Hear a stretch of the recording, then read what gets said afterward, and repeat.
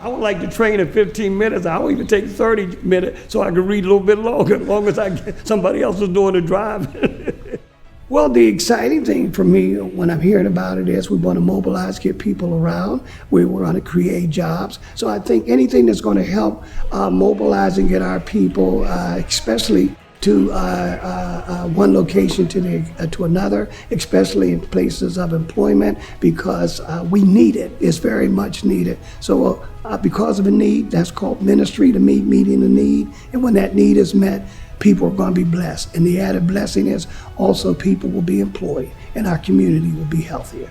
You don't have to move. You can be right here. You don't have to be relocated to a high rent or high level place of a mortgage, and you can stay in a community where you would like to stay, and you can feel good about getting around. There's a lot of frustration when you can't get from point A to point B, and so I thank God we get from point A, point B, all the way to Z. So to God be the glory.